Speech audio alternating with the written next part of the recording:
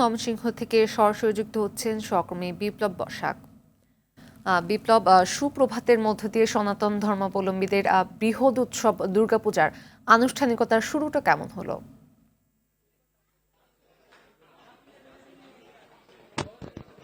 ফাতিমা, আজ মহালয়া, দশপ্রহরধারিণী দেবী দুর্গার আজ কৈলাস তার পিতৃলোক স্বামীর মর্তলোক ছেড়ে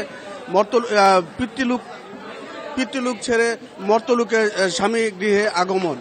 আর আজ থেকেই সারা বাংলাদেশে হিন্দু ধর্মাবলম্বীদের সবচেয়ে বড় এবং প্রধান ধর্মীয় উৎসব শ্রী শারদীয় দুর্গা উৎসবের ক্ষণ গণনা।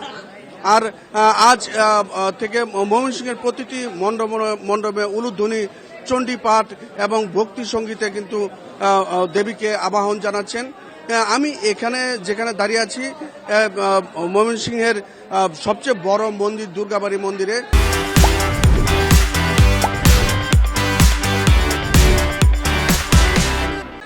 সেই মন্দিরে কিন্তু কিছুক্ষণ আগে কিন্তু দেবী আবাহনের মধ্য দিয়ে একটি অনুষ্ঠান শেষ হয়ে গেল।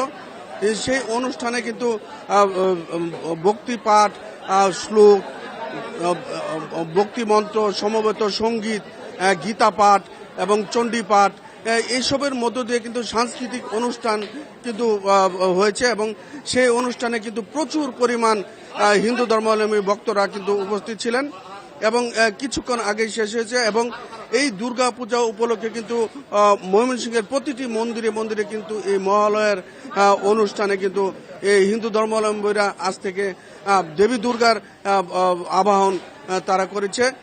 এবং আজ থেকে 6 দিন পর অর্থাৎ 9 অক্টোবর কিন্তু ষষ্ঠীতে বুধনের মধ্য দিয়ে দেবী দুর্গাকে বরণ করে নেবেন ময়মনসিংহের 810টি মণ্ডপ। এই জেলার 810টি মণ্ডপে কিন্তু সাড়ম্বরপূর্ণ পরিবেশে কিন্তু এই দুর্গাপূজা অনুষ্ঠিত হবে। এবং আজ এইবার কিন্তু দেবী দুর্গা আসছেন দুলা অর্থাৎ পালকিতে চড়ে, আর যাবেন গজে অর্থাৎ হাতিতে চড়ে। ফাতিমা, এই ছিল ময়মনসিংহের মহালয়ের সর্বশেষ। ধন্যবাদ।